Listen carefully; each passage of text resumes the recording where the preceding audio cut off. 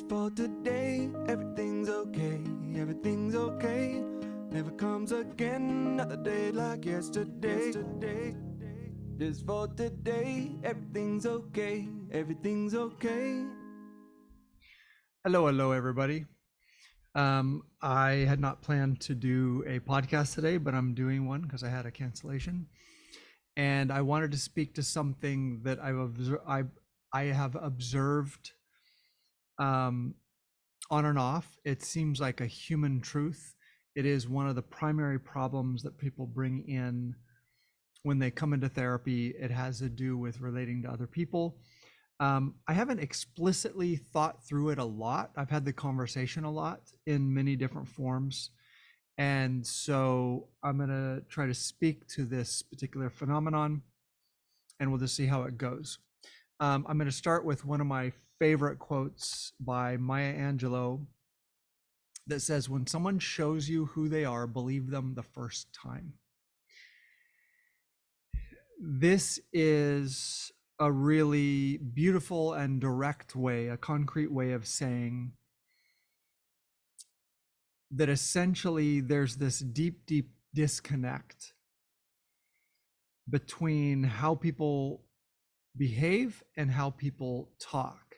And that for some reason, modern humans, or maybe this has always been true, but for some reason, modern humans get deeply embroiled in the language people use, the intentions that people express, how people talk about themselves, how people talk about other people as the greatest overriding reality. And then when people show up differently, and again, this happens a lot for people who were raised in dysfunctional families, and I'll talk about why that is. But when people behave differently, rather than going, oh, this person is showing me who they are, or don't even make it about identity. You're just seeing how that person operates. Maybe they operate in a way that you really don't like, that doesn't work for you. People will just endlessly make excuses and rationalize and talk around it. And it's like, well, you can do that. But in the end, if you choose to interact with that person, you're going to get the same energy and you're going to get the same outcomes over and over again. And you're not going to like it, and you're going to end up resentful, or it's going to wear you down. And so there's a couple reasons that people do this, right? I get, for example, clients who will come in and say, well, this person, they're really frustrating, and this and that happened, and I don't know why they did this, and why do they don't understand that that's a problem for me, or nobody likes that, et cetera, et cetera. And they'll just talk and talk and talk rather than going, oh, this is how this person operates. I don't like it. It just doesn't work for me. So the first reason that we all get caught in refusing to acknowledge that someone is demonstrating how they are or who they are is if you were raised in a dysfunctional environment. This is the most stubborn situation. If you're raised in a dysfunctional environment with abusive parents, with parents who were psychologically, emotionally, or physically abusive, people develop a deep denial about what that is.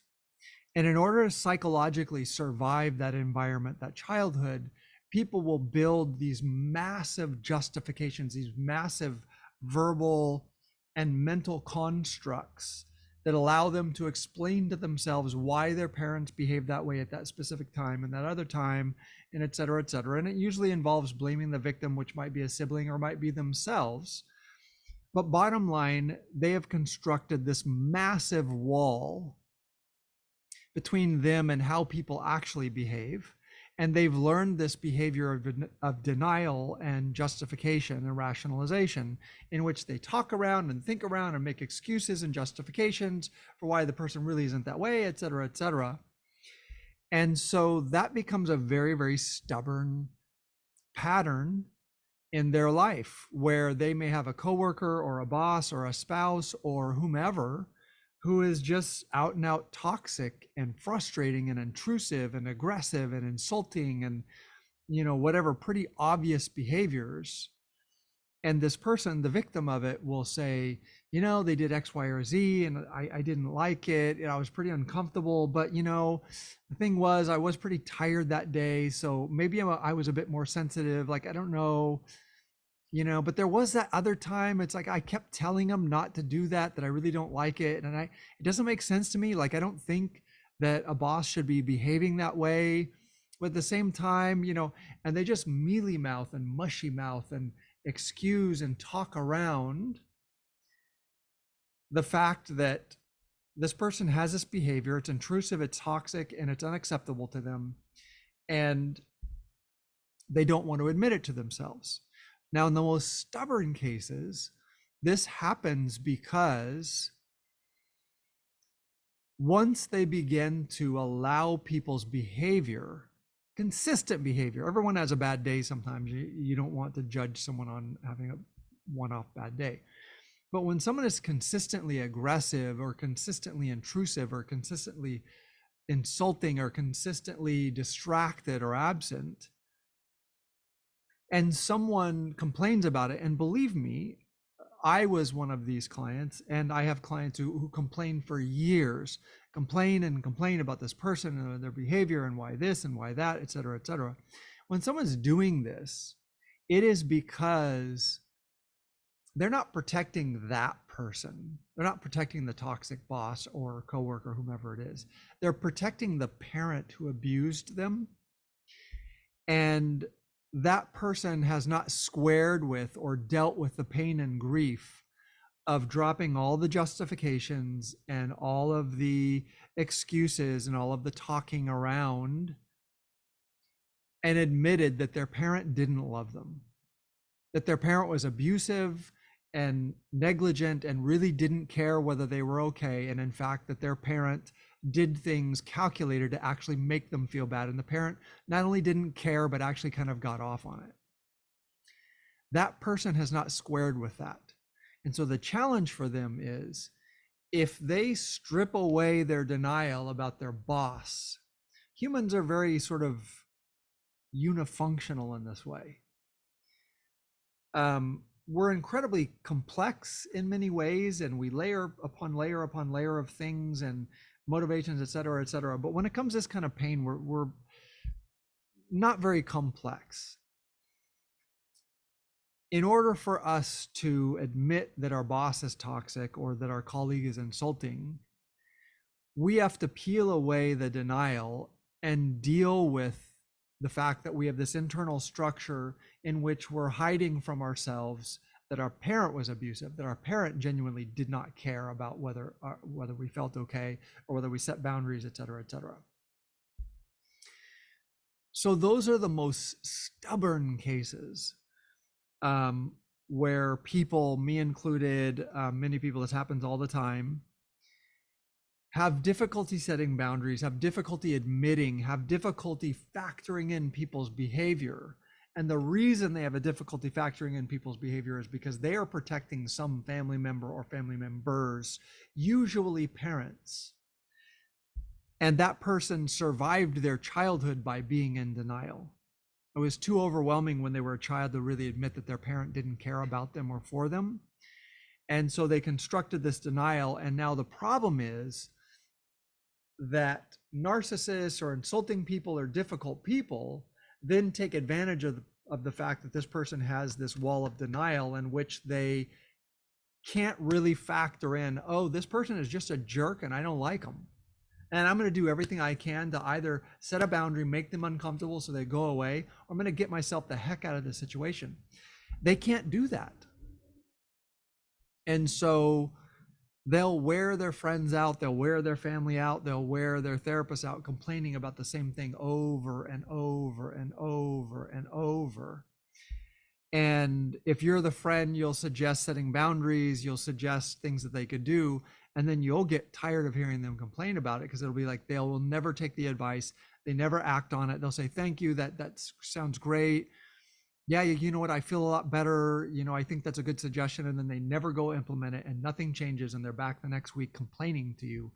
And you'll be like, at some point, people lose patience and they're like, I don't want to talk about this anymore because I give you advice, I try to help, and you don't do anything about it. It's frustrating, but the reason they don't do anything about it is because they're protecting an abusive parent, a parent who abused them or neglected them in childhood, and they've never squared with it, and they've never processed the grief and the struggle and the suffering that they're hiding from themselves when they have to admit that they had a parent who didn't care about them. So that's the first and most stubborn reason that people don't set boundaries, and people don't,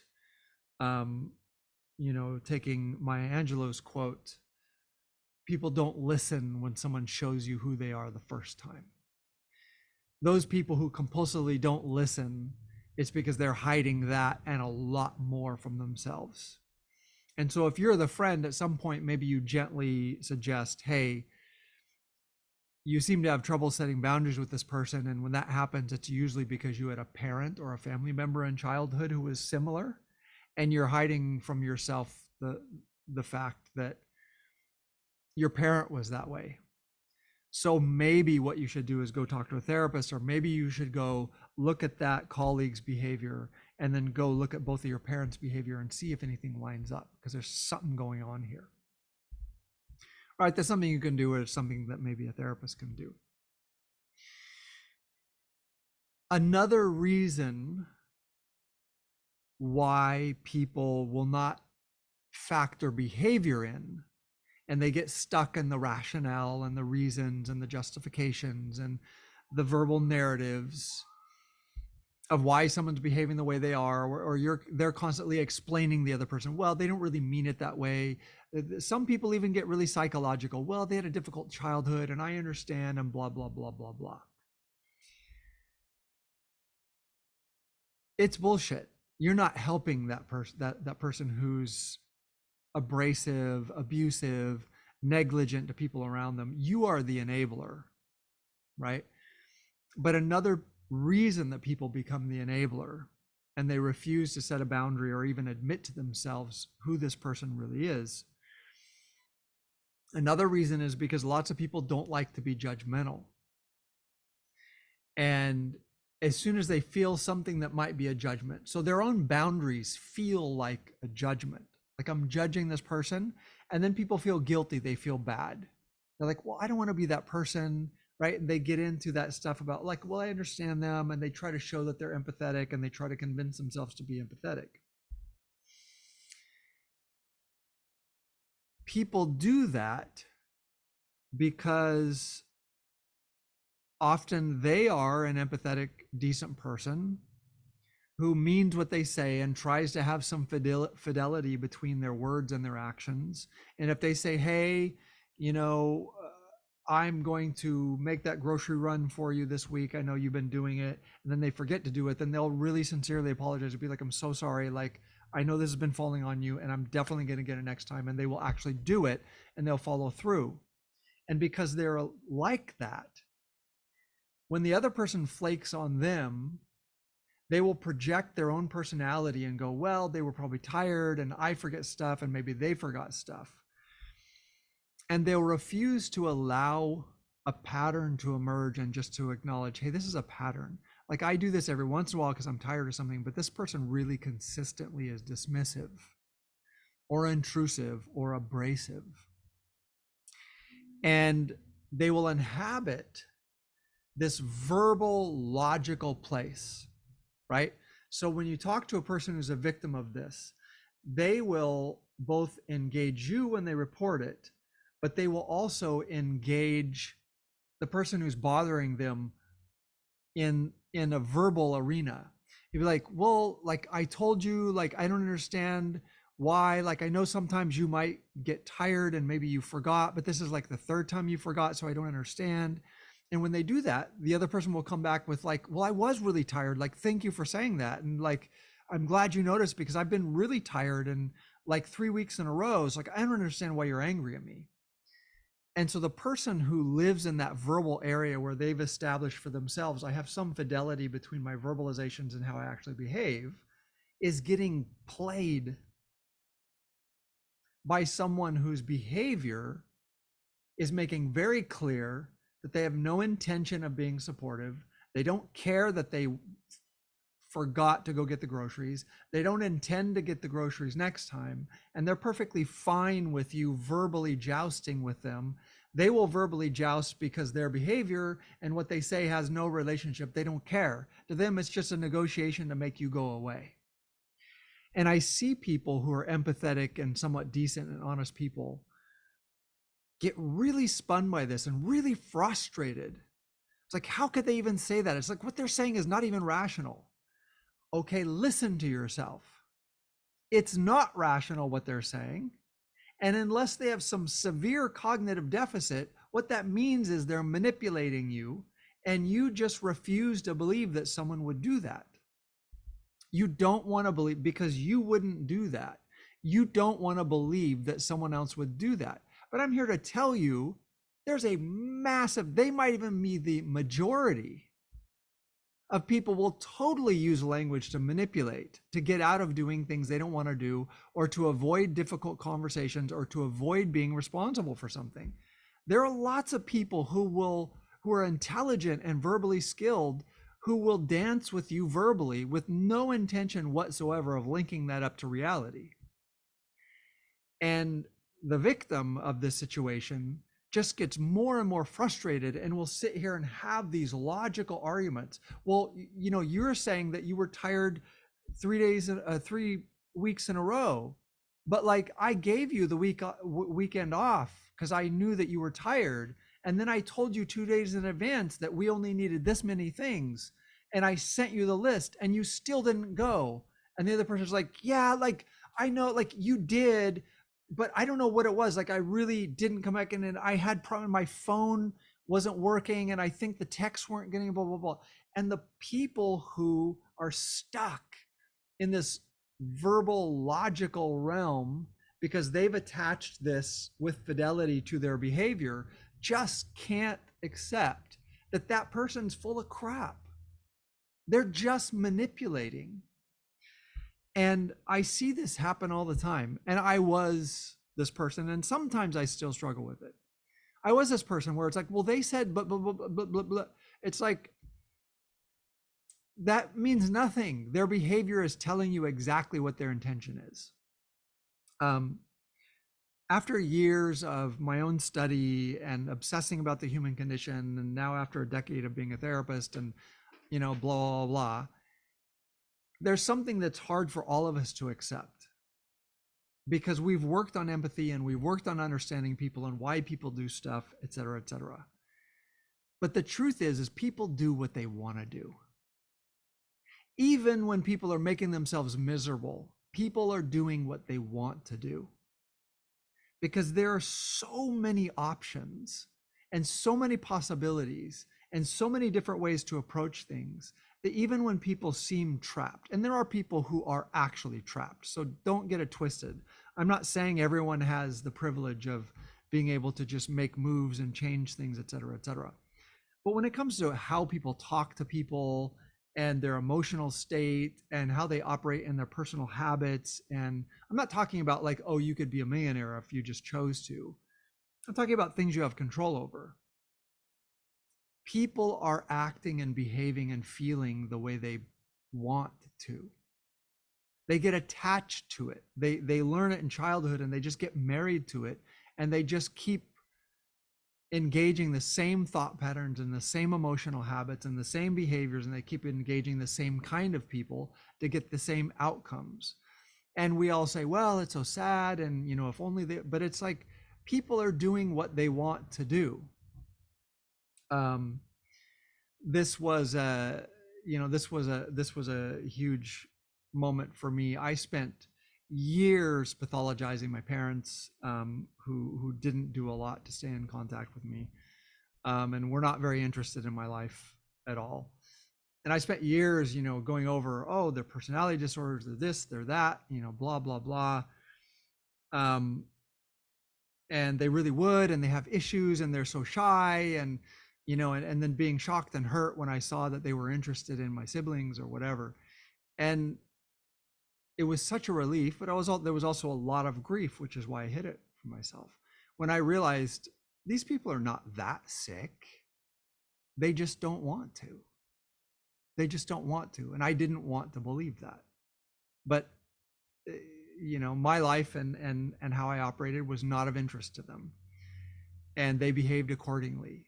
And I hid that under tons of pathologizing and analyzing their childhoods and being really, really angry at them. But the truth is all of that emotion and all of that justification, all that verbalization that I did in therapy and out of therapy was to hide from myself the fact that they were just not that interested in anything I was interested in, and they were not interested in me. I'm sure they didn't want me necessarily to suffer or die, but they were not going to put themselves out to be connected in any meaningful way. So that, I learned this the hard way, but I also see it sitting with clients and talking to friends, and where the more we pathologize people, look, yeah, everyone has issues and there are mental illnesses and et cetera, and these are real things. But the truth is people are doing what they want to do. People are doing what they want to do. People are doing what they want to do within the realm of, yeah, they got to work, et cetera. But I see cases, for example, a family split up and a father or a mother move a state away or whatever. And then, you'll talk to the 12-year-old or the 15-year-old and they're hurt and they feel abandoned, but somebody's already got to them with psychological language and is already lying. It's like, well, it was really tough for your father. It was really tough for your mother. There's probably difficult memories and they really needed to start over and blah, blah, blah. And people think they're helping when they do this, but you're just lying to this person, trying to make it sound nice. The truth is, a parent that gives a shit about their kids moving to another state is not going to stop them. They're going to be FaceTiming. They're going to be figuring out how to buy a ticket, or they just don't move to another state. They might move to the next city because they hate their ex-spouse so much, but they're going to stay involved, right? Unless the spouse is sabotaging the relationship. And literally this happens sometimes where people make accusations and get the court involved and actually begin to peel the other parent off, even though the parent doesn't want to be peeled off. But people do what they want to do. A situation I'm thinking about is a situation where there was a divorce and a father moved away, and I talked to this person and they're like, well, I talked to him later and he was really busy and his business was was difficult and blah, blah. I'm like, this is bullshit. This is complete bullshit. A parent who wants to see their kids wants to see their kids. In fact, they want to see their kids even more when they're stressed and, whatever. They want to see their kids. The only reason a parent doesn't figure out a way to see their kids is because they don't want to see their kid. And this is just one case. I'm not trying to pick on parents who abandon their kids. It's in any situation, right? A husband who, every weekend goes golfing with his buddies 2 days, and his wife is like, what's going on? And he's just like, I'm super stressed and it really helps me and blah, blah, blah. Yeah, you need to go to couples therapy, because the truth is he doesn't really want to spend time with you. You can make up any excuse you want. He can make up any excuse he wants, but he's doing what he wants to do. He's doing what he wants to do. Right? I love mountain biking. Well, I want my wife to go mountain biking with me because I'd be happy if she went mountain biking with me, because I would like to spend time with her. Right? I don't go mountain biking and be like, well, I'm going mountain biking. It takes a long time. I'm not going to be able to hang out. People are doing what they want to do. People behave what's true for them. So I forget whether I made the point. I think I started making the point about people are afraid to admit what a thing is because they don't want to be judgmental. And so one way to bypass this, a solution is that don't judge them, right? So for example, in a dating situation, or you're looking at a job situation that you might take or you might not take, and you end up hanging out with the people and there's all this stuff that goes on that you're a little uncomfortable with, and et cetera, et cetera. And people will be like, it seems like they were sort of abrasive, and maybe there was a couple of sexual jokes. I'm not sure. But then again, maybe I'm over. It's like the reason you're talking yourself out of your reaction is because you're making it about judgment. Don't judge them. Don't judge them. Just be like, it's not for me. I don't like it. Don't judge them. It's just not for me. I don't like it. So the second reason, right? Actually, this is me. I didn't plan the thing out, right? So I'm mixing it all up. The second reason actually was people who are verbal and live in this logical, reasonable space where they've connected their actions to their words mostly, and they get really confused because for other people, words are just something that they use to manipulate and get out of things, and they don't care. They're behaving the way they want to. Their words don't match it. They can use logic to confuse you. The truth is you're getting played, right? The third reason is judgment. Good people will feel like, well, I'm judging this person. Okay, don't judge them. Something that took me a while to realize as a therapist was that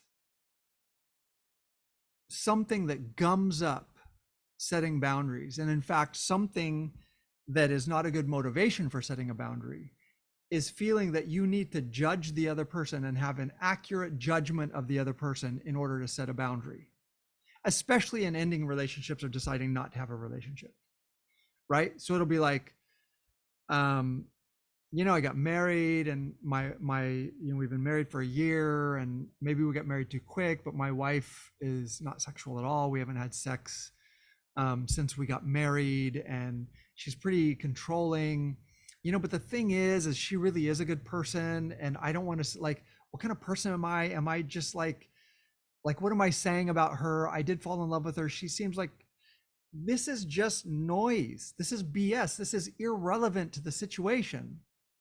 Okay, don't judge her.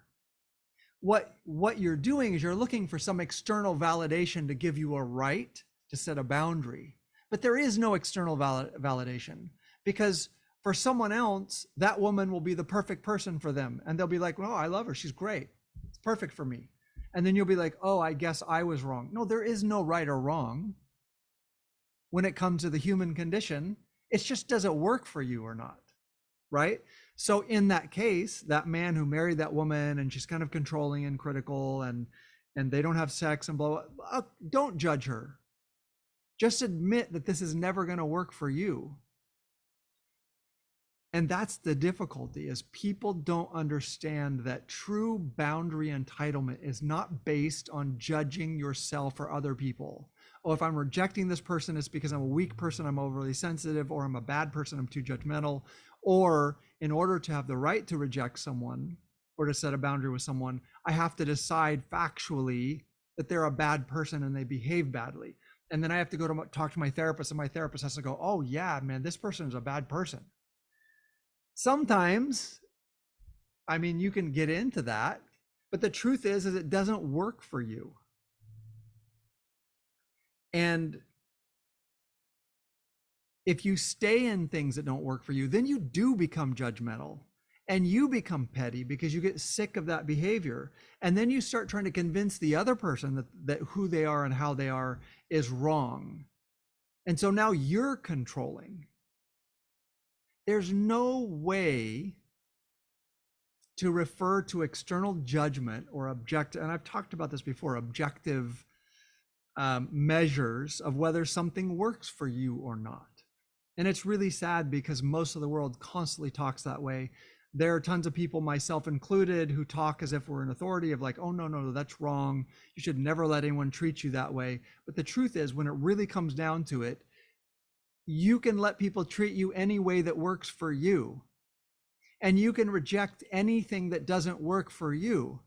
And then you just have to navigate the world and try to find people that work for you in situations that work for you.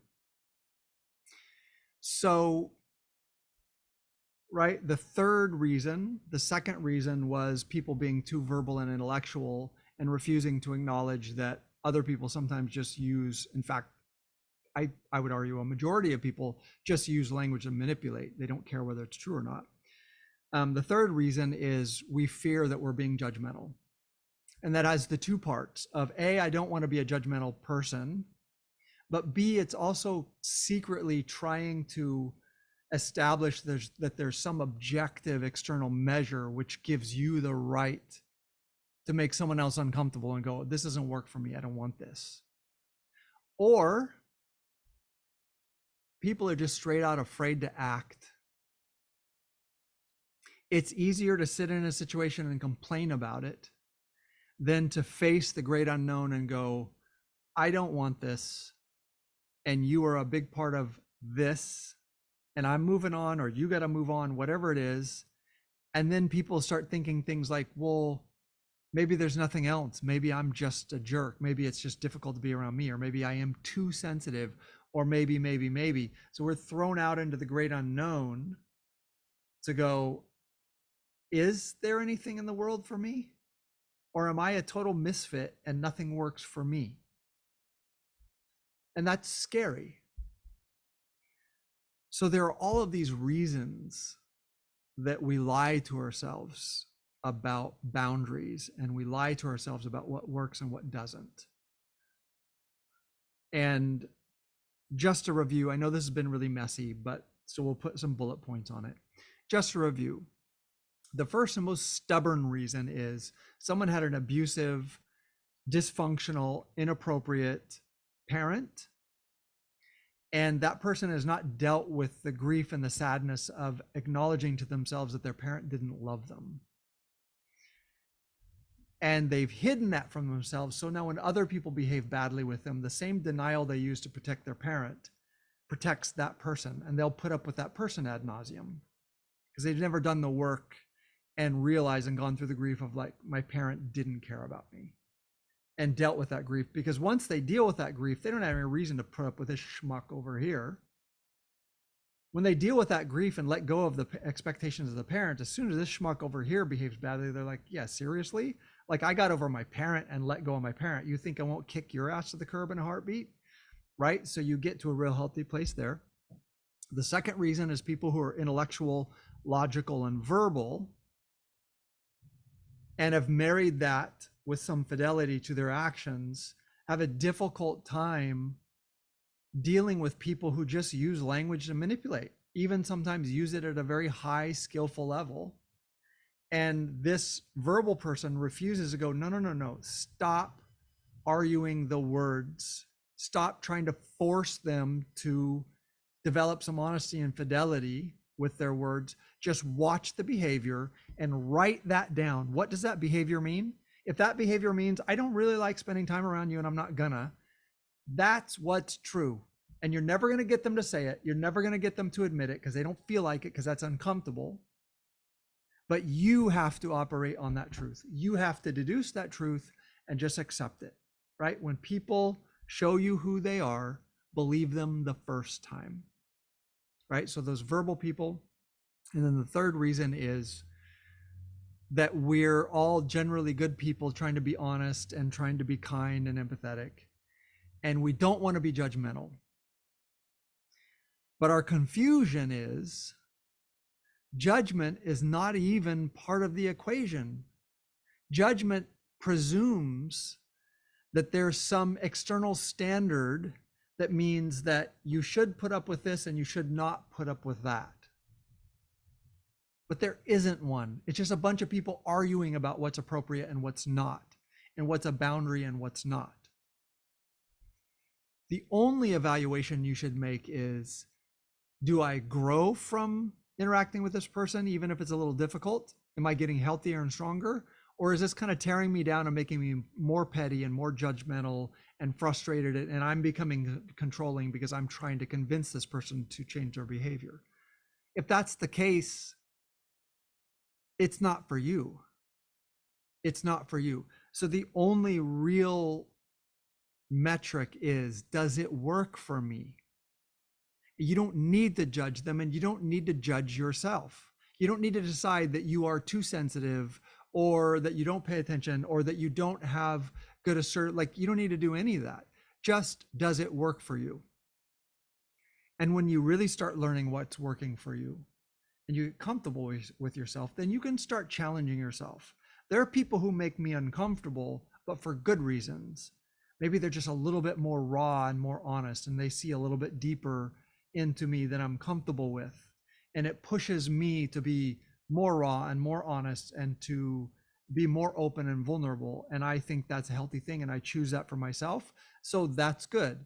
So someone just making you uncomfortable doesn't mean that you should move on, but you need to know whether it works for you, right? And works for you is, does it strengthen you? Does it make you wiser, kinder, stronger? Does it help with your healthy evolution? So it was a bit meandering, but hopefully I made the points by the end. And I hope that's useful to you and that you all have a wonderful day. And I will talk to you next time. Take care. Just for today, everything's okay, everything's okay.